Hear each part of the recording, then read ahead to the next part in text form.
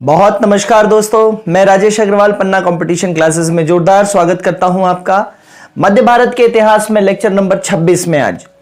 और lecture number 26 में बात करनी है सल्तनत काल में। लास्ट टॉपिक है आज का सैन्य व्यवस्था एवं कानून, या इसी को बोल सकता हूं मैं सैन्य एवं कानून व्यवस्था, जो भी आप बोलना चाहें, मेनली सैन्य व्यवस्था है यहां पे। ठीक है, अब सल्तनत काल की जो सैन्य व्यवस्था थी, ये सैन्य व्यवस्था जो है तुर्कों और मंगोलों के मिश्रण पर आधारित थी। तुर्कों प्लस मंगोल, है ना। तो सैन्य व्यवस्था जो थी वो तुर्कों और मंगोलों की सैन्य व्यवस्था पर आधारित थी। सबसे पहले सैन्य विभाग जो दीवान ए आरिज या दीवान ए अर्ज जो खोला था, वो बलबन ने खोला था, है ना। सबसे पहला सैन्य विभाग जो है दीवान ए अर्ज या दीवान ए आरिज किसने खोला था? बलबन ने खोला था। अलाउद्दीन ने क्या कराया था दोस्तों? अलाउद्दीन ने सैनिकों का हुलिया लिखना, घोड़ा दागना, बहुत बड़ी सेना का गठन, 5.25 लाख सैनिक, हुलिया, है ना। तो सैनिकों का हुलिया, घोड़ा दागना, ये सारी प्रथाएं किसने चलाई थी दोस्तों? अलाउद्दीन ने चलाई थी। और अपनी इतनी बड़ी सेना को मेंटेन करने के लिए उसने मूल्य नियंत्रण प्रणाली, बाजार नियंत्रण भी किया था। हालांकि सैन्य विभाग की जो शुरुआत है, सैन्य विभाग की शुरुआत तो इल्तुतमिश के समय हुई थी। सैन्य विभाग की शुरुआत इल्तुतमिश के समय हुई थी, लेकिन अलग नाम से हुई थी। सैन्य विभाग की शुरुआत इल्तुतमिश के समय अलग नाम से हुई थी, जिसको बोलते हैं हश्म ए कल्ब। यह याद रखना है, हश्म ए कल्ब विभाग की स्थापना किसने की है? इल्तुतमिश ने। हश्म ए कल्ब क्या है? सैन्य विभाग। कौन सा विभाग है दोस्तों? सैन्य विभाग। तो सैन्य विभाग की स्थापना इल्तुतमिश के समय हुई थी, जिसको क्या बोला गया है? हश्म ए कल्ब। ठीक है, तो सैनिक व्यवस्था की शुरुआत तो इल्तुतमिश के समय ही हो गई है, हश्म ए कल्ब। अब जो मेन इसकी बॉडी है सैन्य व्यवस्था की, वो देखना है दोस्तों अपने को, कि जो बर्नी नामक इतिहासकार था, बर्नी ने सल्तनत काल की सैन्य व्यवस्था को किस तरीके से बांटा है। तो बर्नी के अनुसार, बर्नी के अनुसार, इसको मैं एक कोडिंग दे रहा हूं, बहुत जबरदस्त कोडिंग है सैन्य व्यवस्था की। देखिए, 10 अश्वों में सर के सिपाही, 10 अश्वों में सर के सिपाही अमीर मलिक खान को उठा ले गए। अमीर मलिक खान को उठा ले गए। क्या कोडिंग हो जाएगी दोस्तों? 10 अश्वों में 10 घोड़े आए, उसमें 10 घोड़ों में कौन आ रहे हैं? सर के सिपाही आ रहे हैं, और वो किसको उठा ले जा रहे हैं? अमीर सेठ को उठा ले जा रहे हैं, अमीर मलिक खान को उठा ले गए। डाकू आए और अमीर को उठा ले गए। कोड की थीम समझ में आई दोस्तों? 10 अश्वों में सर के सिपाही अमीर मलिक खान को उठा ले गए। देख लीजिए, सैन्य व्यवस्था बहुत जबरदस्त तरीके से है। देखिए, 10 अश्व, तो 10 अश्वधारी जो हैं, 10 अश्वधारी सैनिक जो हैं, जिनके पास घुड़सवार सैनिक जिसको बोलेंगे, 10 अश्वधारी सैनिक को कौन लीड करता है? 10 अश्वधारी सैनिकों को लीड करता है एक सरे खेल, सर ए खेल। और यही सबसे मूलभूत इकाई है सैन्य व्यवस्था की। सैन्य व्यवस्था की सबसे मूलभूत इकाई कौन सी है? सरे खेल। सैन्य व्यवस्था की मूलभूत इकाई क्या है? सरे खेल। तो 10 अश्वारोही सैनिकों को कौन डील करता है? किसके अंडर में रहते हैं 10 अश्वारोही सैनिक? एक सरे खेल। ठीक है, फिर 10 सरे खेल। अब 10 सरे खेल, 10 सरे खेल किसके अंडर में है? एक सिपाह सालार। एक सिपाह सालार। मतलब यदि मैं आपसे दूसरे तरीके से पूछूं, तो एक सिपाह सालार के अंडर में कितने अश्वधारी सैनिक हैं? तो 10 × 10 = 100। एक सिपाह सालार के अंदर में 10 सरे खेल, और हर एक सरे खेल के बीच नीचे 10 सैनिक, तो कुल मिला के एक सिपाह सालार के बीच 10 × 10 = 100 अश्वधारी सैनिक हो जाएंगे। फिर नेक्स्ट है अमीर। तो 10 सिपाह सालार, 10 सिपाह सालार मिलके क्या बना रहे हैं? किसके अंडर में है दोस्तों? एक अमीर के अंडर में। Getting my point? फिर मलिक। तो 10 अमीर जो हैं, 10 अमीर जो हैं वो एक मलिक के अंडर में हैं। और खान सबसे बड़ा है खान, 10 मलिक के अंडर में है एक खान। मतलब एक खान के अंडर में कितने अश्वारोही सैनिक हो जाएंगे? 10 गुणित 10 गुणित 10 गुणित 10 गुणित 10 बराबर एक खान के अंडर में 10,000 अश्वारोही सैनिक हो जाएंगे। 10,000 अश्वारोही सैनिकों का जो मालिक है या देखने वाला है वो कौन है? खान। मैं खान है ना। खान बहुत बड़ी पदवी थी, उससे छोटी मलिक, फिर अमीर, फिर पेशालार, फिर सरेखेल और सब 10 अश्वारोही। तो 10 अश्वों में सर के सिपाही अमीर मलिक खान को उठा ले गए। बहुत जबरदस्त सैन्य व्यवस्था और ये कोड है, ये याद रखिएगा। मेरे ख्याल से समझ में आ गया है। 10 अश्वारोही सैनिक के बीच में एक सरेखेल, 10 सरेखेल के बीच में एक सिपह सालार, 10 सिपह सालार के ऊपर एक अमीर, 10 अमीर के बीच में एक मलिक, 10 मलिक के ऊपर एक खान। क्लियर है? तो 10 अश्वों में सर के सिपाही अमीर मलिक खान को उठा ले गए। तो इस प्रकार सेना की सबसे छोटी इकाई या सैन्य व्यवस्था की सबसे मूलभूत इकाई कौन सी है? सरेखेल। तो ये ध्यान रखिएगा, ठीक है। फिर एक है ना, ये बर्नी के द्वारा दिया गया क्लासिफिकेशन है, बहुत ज्यादा इंपॉर्टेंट। यही बॉडी है मेन, सैन्य व्यवस्था की मेन बॉडी यही है, ठीक है। फिरोज शाह तुगलक ने FST फिरोज शाह तुगलक ने सैनिकों के पद को कैसा किया? इसने वंशानुगत किया है। वंशानुगत किया है, हेरिडिटरी किया है। बाप अगर सैनिक है तो बेटा भी सैनिक हो जाएगा बिना किसी योग्यता के। तो इससे क्या होगा? क्वालिटी घट जाएगी। जब बच्चे को मालूम है कि मुझे यह पद मिल ही जाना है, कलेक्टर के बेटे को मालूम है कि मुझे कलेक्टर बन ही जाना है, तो वो क्यों पढ़ेगा? आंखें क्यों फोड़ेगा? मुखर्जी नगर दिल्ली क्यों जाएगा? मेरे लेक्चर्स क्यों पढ़ेगा? ठीक है। तो फिरोज शाह तुगलक ने सैनिकों के पद को वंशानुगत किया और शायद यही जगह थी जहां से सल्तनत काल का पतन शुरू हो गया था, ठीक है। तो ये पॉइंट याद रखेंगे। अब सेना में तोपें नहीं थी, सल्तनत काल की सेना में तोपें नहीं थी, तोपें नहीं थी, लेकिन एक मशीन थी मांगलिक या अर्राद, जो कि पत्थर बरसाती थी तोप स्टाइल में ही। मांगलिक या अर्राद पढ़ा चुका हूं मैं आपको। तोपें नहीं थी, लेकिन तोपों की जैसी ही एक प्रणाली थी जिससे पत्थर बरसाए जाते थे, पत्थर फेंके जाते थे। अगर आपने पद्मावती मूवी देखी है तो उसमें ऐसा है ना, अलाउद्दीन की जब राणा रतन सिंह से लड़ाई होती है तो ऐसा है। तो मांगलिक या अर्राद होती थी, पत्थर के गोले फेंके जाते थे। इसमें पत्थर फेंकने की मशीन कौन सी थी? मांगलिक या अर्राद। तो ये ध्यान रखिएगा। फिर सेना जो है वो 3 भागों में बटी हुई थी।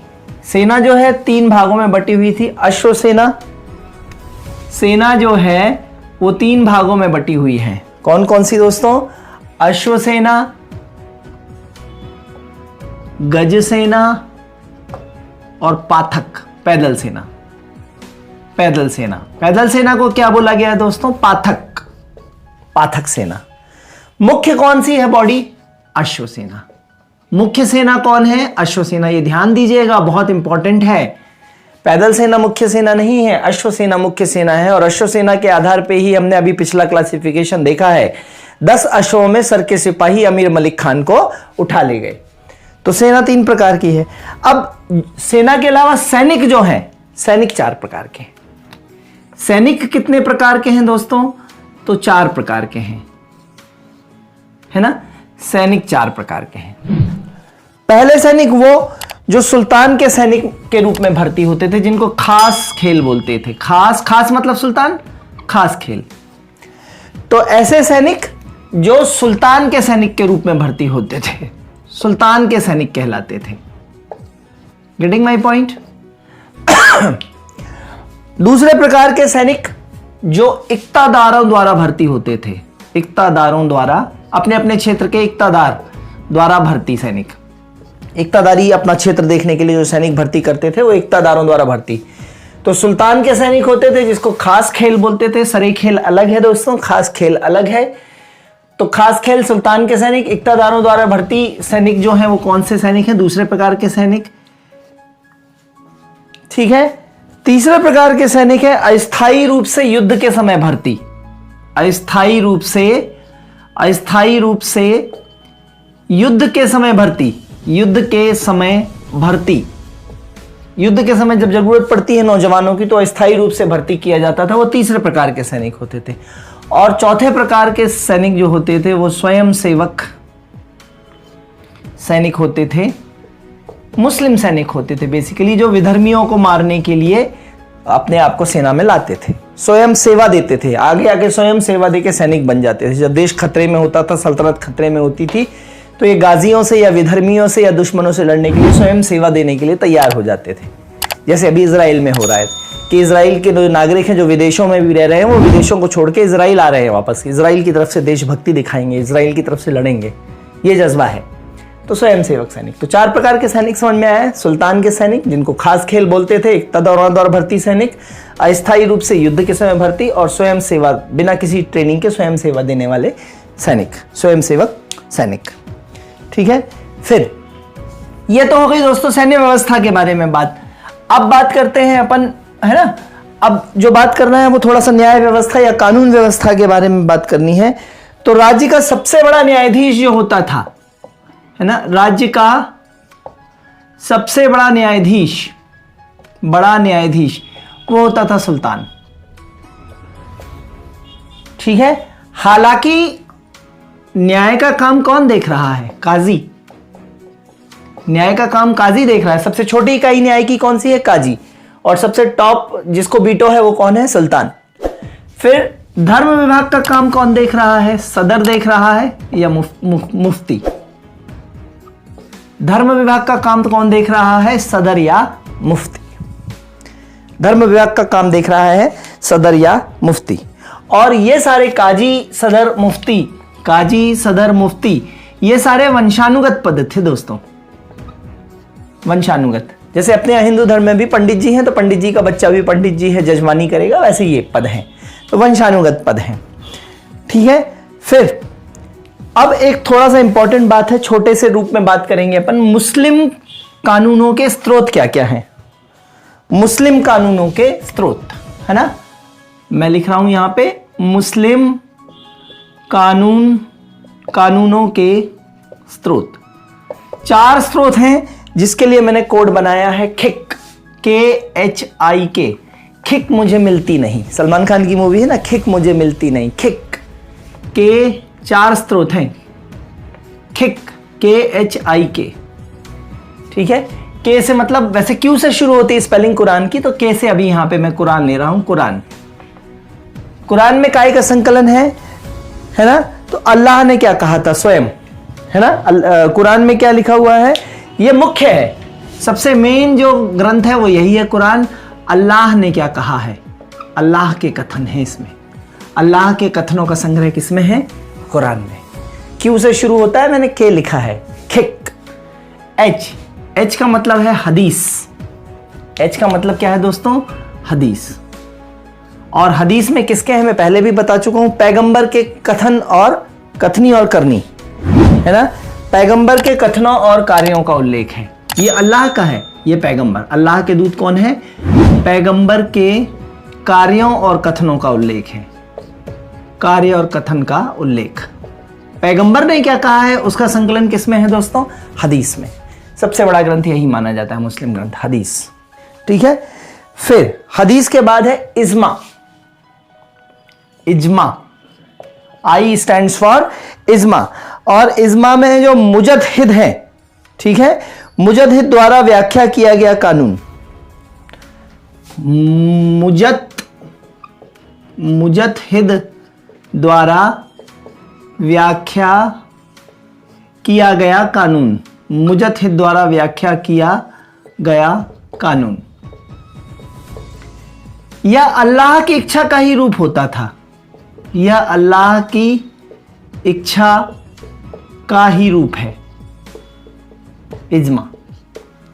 मुजद्दिद कौन है? मुजद्दिद है जो इन कानूनों के जो विधिवेत्ता हैं, इस्लामी कानूनों के व्याख्या करने वाले विधिवेत्ता। मुजद्दिद कौन है? इस्लामी कानूनों की व्याख्या करने वाले विधिवेत्ता या कानूनी व्यक्ति। मुजद्दिद कौन है दोस्तों? लिख लीजिएगा, इस्लामी कानूनों की व्याख्या करने वाला विधिवेत्ता। ठीक है, लॉयर। इस्लामी मुस्लिम कानून इस्लामी कानून है, उनको जो व्याख्या करना है, उनका एक्सप्लेनेशन करना है, ठीक है, उनसे इन्फेरेंसेस निकालना है, वो कौन करता है? मुजद्दिद व्यक्ति है, विधिवेत्ता है, कानून का जानकार है, वकील है। ठीक है, तो इज्मा क्या है? मुजद्दिद द्वारा व्याख्या किया गया कानून, वो कहलाता है इज्मा। और ये भी अल्लाह की बात को ही सपोर्ट करता है, ठीक है। और लास्ट है कयास। लास्ट क्या है दोस्तों? कयास। कयास का मतलब ही अपन क्या बोलते हैं? अनुमान लगाना। कयास का मतलब कि अनुमान लगाना। जैसे संविधान में जितने भी कानून बने, मान लो कि संविधान के मूल ढांचे का सिद्धांत, उनने कहा बेरूवाड़ी यूनियन सिद्धांत प्रस्तावना संविधान का भाग है कि नहीं है, बेरूवाड़ी यूनियन, फिर गोलकनाथ, फिर केशवानंद भारती, फिर मिनर्वा मिल्स मामले। तो इसमें कयास लगा लगा के ही तो आगे बढ़े, अनुमान लगा लगा के ही अपने विवेक से जजों ने निर्णय दिया, और जब उस निर्णय को पूरी तरीके से सही नहीं पाया तो अगले निर्णय में उसको बदला, ठीक है। अपने निर्णय को, पुराने निर्णय को बदला, थोड़ा सा इम्प्रोवाइज किया, चेंज किया। तो कयास का मतलब क्या? अनुमान लगाना, एस्टिमेशन। और अनुमान किस तरीके से लगाना? और बेहतर तरीके से, और बेहतर रिजल्ट पाने का अनुमान लगाना। तो कयास मतलब क्या होता है?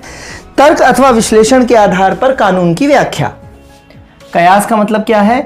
तर्क या विश्लेषण के आधार पर, तर्क या विश्लेषण के आधार पर कानून की व्याख्या करना। कौन करता है? मुजद्दिद करता है कानून की व्याख्या, ठीक है। तो कयास का मतलब है अनुमान लगाना, बेस्ट अनुमान लगाना, बेस्ट सूटेड अनुमान लगाना। तो तर्क एवं विश्लेषण के आधार पर कानून की व्याख्या करना क्या कहलाता है? कयास। तो मुस्लिम कानूनों के स्रोत क्या हो गए? खिक, कुरान, हदीस, इस्मा और कयास। आपको फटाक से याद हो जाएगा, खिक कोड याद रखिएगा, कुरान, हदीस, इस्मा और कयास। कुरान मतलब अल्लाह के कथन, हदीस मतलब पैगंबर के कथन, इस्मा मतलब मुजद्दिद द्वारा व्याख्या किया गया, और कयास मतलब तर्क एवं विश्लेषण के आधार पर कानून की व्याख्या कर लेना, कानून से इन्फेरेंसेस निकालना, है ना, कानून से परिणाम निकालना, ठीक है, कानून से फैसला सुनाना, ये कहलाता है कयास, ठीक है। तो इस तरीके से सैन्य व्यवस्था और कानून जो है वो पूरा होता है सल्तनत काल में। बहुत छोटे से दो कोड हैं, एक खिक और एक 10 अश्वों में सर के सिपाही अमीर मलिक खान को उठा ले गए। बाकी अलाउद्दीन ने, मैंने घोड़ा दागना, हुलिया लिखना, सैनिकों का, सेना की संख्या, इस तरीके से सारी चीजें बताई हुई हैं। मांगलिक अर्रात भी याद रखिएगा। कल से शुरू होगा, नेक्स्ट लेक्चर से शुरू होना है दोस्तों सूफी आंदोलन, और सूफी आंदोलन में हिंदू संतों की भी बात करेंगे और मुस्लिम सूफियों की भी बात करेंगे, ठीक है। तो लेक्चर में बने रहिए, लेक्चर लाइक, सब्सक्राइब, शेयर करिए, स्नेह दर्शाते रहिए, पढ़िए। बहुत अच्छी अप्रोच है पढ़ने की, ये बहुत शॉर्ट कोडिंग वाली जो अप्रोच है ये मेंस में आपको बहुत मदद करेगी। जब आप मेंस देंगे तब आपको इस चीज़ की अहमियत समझ में आएगी, ठीक है। फिर मिलते हैं, तब तक के लिए धन्यवाद, गुड बाय, जय हिंद दोस्तों।